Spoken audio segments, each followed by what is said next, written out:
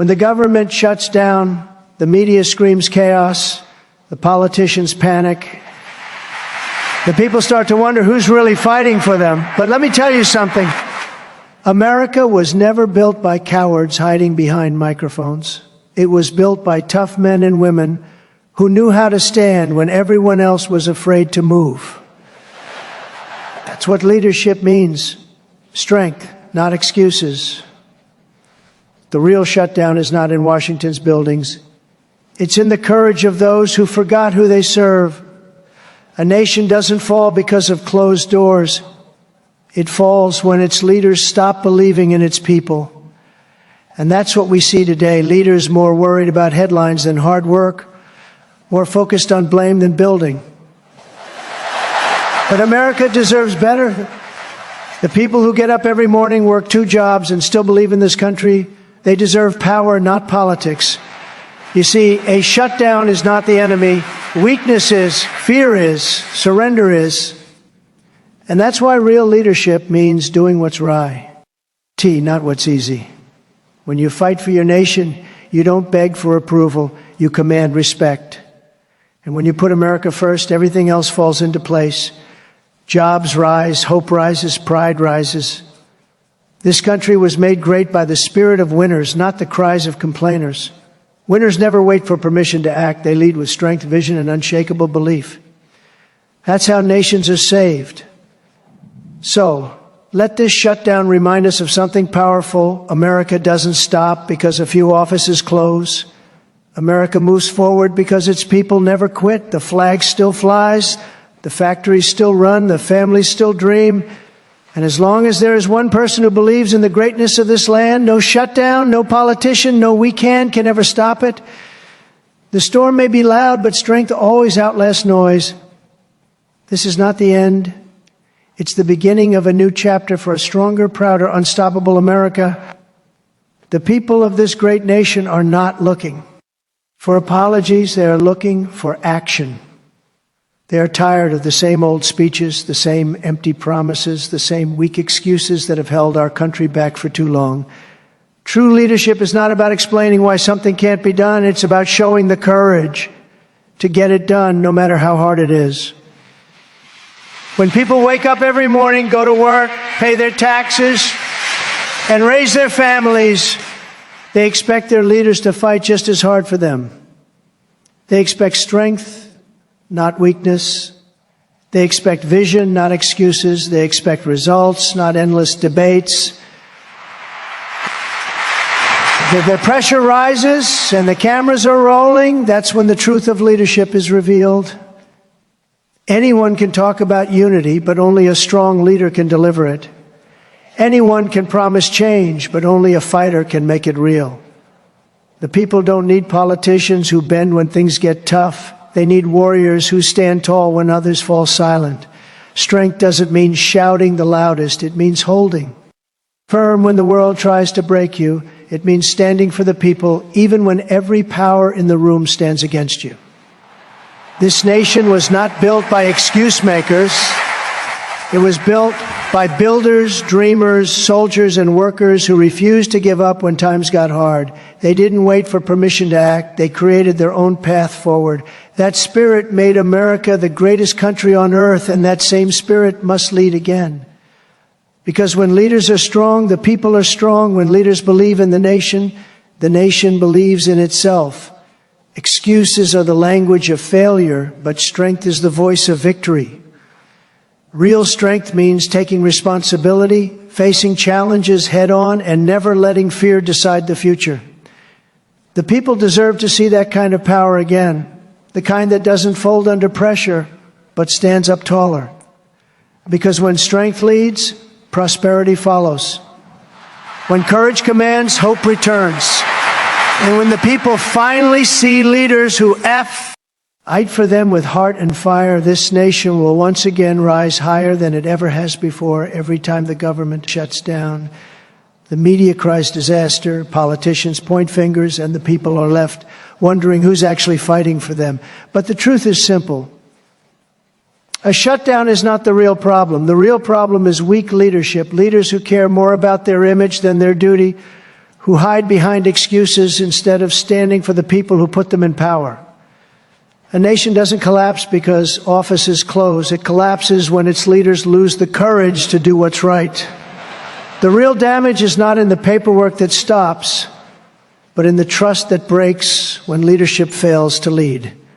The government can pause, but the heartbeat of the nation never stops. The workers still build, the farmers still produce, the soldiers still guard the flag. The people don't stop. Because real America doesn't depend on bureaucrats. It depends on strength, grit, and faith in something bigger than politics. A shutdown exposes what's weak, and what's weak today is not the system, it's the leadership. When leaders fear criticism more than failure, when they care more about polls than people, the result is paralysis, confusion, and chaos. That is not leadership, that is surrender dressed up in fancy words. Leadership means taking the storm head on. It means saying what needs to be said, doing what needs to be done, and putting America before ego. Weak leaders look for the easy path. Strong ones carve the right one. They don't wait for permission. They make decisions that protect the nation and its people. A real leader doesn't run when things get tough. He fights harder, because the strength of a country is measured by the courage of those who lead it, not by the number of press conferences they hold. The truth is that no shutdown can break a strong nation, but weak leadership can destroy it from within. The people are not afraid of hard times. They're afraid of leaders who have no backbone. What this nation needs is not talkers, but doers, not blamers, but builders, not excuses, but results. When leadership becomes strong again, the shutdowns will end, the economy will rise, and America will once again be unstoppable, because strength leads to stability and courage builds a future that never falls.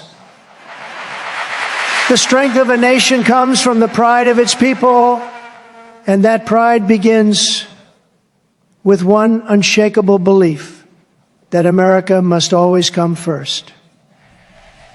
Every decision, every policy, every word spoken by those in power should echo the same truth.